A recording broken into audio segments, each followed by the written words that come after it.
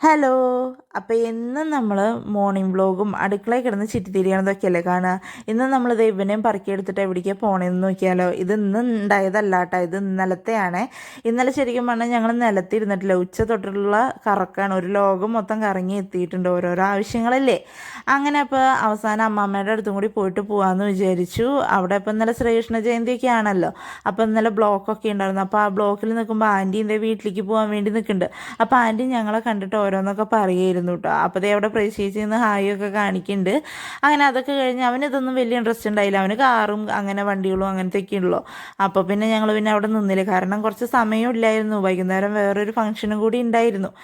അപ്പോൾ പിന്നെ വേഗം അവിടെ നിന്ന് അമ്മാമ്മയുടെ അടുത്ത് പോയി. ശരിക്കും അമ്മാമ്മയ്ക്ക് വയ്യാന്ന് പറഞ്ഞിട്ട് പുള്ളിക്കാരീനെ കാണാൻ പോയതാണ്. പുള്ളിക്കാരി ഇതേ കറങ്ങി നടക്കുകയാണ്. എന്താ ചെയ്യാല, വയസ്സായവരങ്ങനെ തന്നെയല്ലേ, വയ്യാന്ന് പറഞ്ഞാൽ ഒതുങ്ങിയിരിക്കുമല്ലേ. അങ്ങനെ പിന്നെ അമ്മാമ്മേനെയൊക്കെ വിളിച്ച് തിരിച്ചിങ്ങോട്ട് തന്നെ വിളിച്ച് വരുത്തി. ആളെ കണ്ടു. കാര്യം ശരിയാണ്, ആൾക്ക് ചെറിയൊരു ക്ഷീണമൊക്കെ ഉണ്ട്. എന്നാലും പുള്ളിക്കാരിക്ക് അതൊന്നും വിഷയമില്ല, പുള്ളിക്കാരിക്ക് ഇറങ്ങി നടക്കുക.